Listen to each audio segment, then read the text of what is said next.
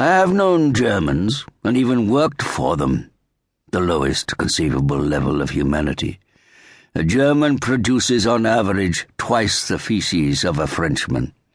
Hyperactivity of the bowel at the expense of the brain, which demonstrates their physiological inferiority. During times of barbarian invasion, the Germanic hordes strewed their route with great masses of fecal material. Even in recent centuries, French travellers knew immediately when they had crossed the Alsace frontier by the abnormal size of the turds left lying on the roads. And if that were not enough, the typical German suffers from bromidrosis, foul-smelling sweat. And it's been shown that the urine of a German contains 20% nitrogen, while that of other races has only 15%. The German lives in a state of perpetual intestinal embarrassment due to an excess of beer and those pork sausages on which he gorges himself.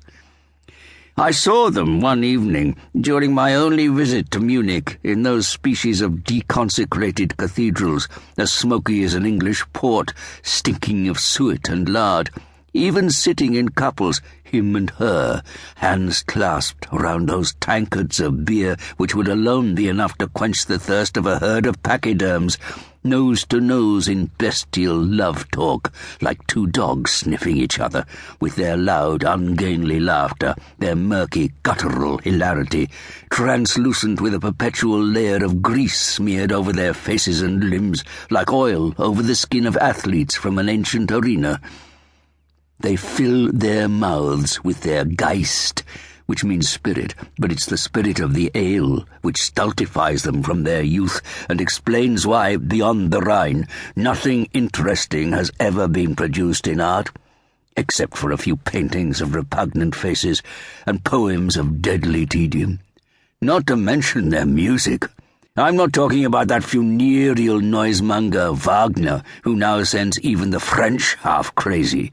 But from the little I have heard of them, the compositions of their Bach, too, are totally lacking in musicality, cold as a winter's night, and the symphonies of that man Beethoven are an orgy of boorishness. Their abuse of beer makes them incapable of having the slightest notion of their vulgarity, and the height of this vulgarity is that they feel no shame at being German. They only took a gluttonous and lecherous monk like Luther seriously. Can you really marry a nun? Because he ruined the Bible by translating it into their own language. Who was it said that they've abused Europe's two great drugs, alcohol and Christianity? They think themselves profound because their language is vague. It does not have the clarity of French, and never says exactly what it should, so that no German ever knows what he meant to say and mistakes this uncertainty for depth. With Germans, as with women, you never get to the point. Unfortunately, when I was a child, my grandfather, not surprisingly with his Austrian sympathies, made me learn this inexpressive language with verbs you have to search out carefully as you read, since they are never where they ought to be. And so I hated this language, as much as I hated the Jesuit who came to teach it to me, caning my knuckles as he did so. Since the time when that man Gobineau wrote about the inequality of the human races, it seems that if someone speaks ill of another race, it is because he regards his own to be better.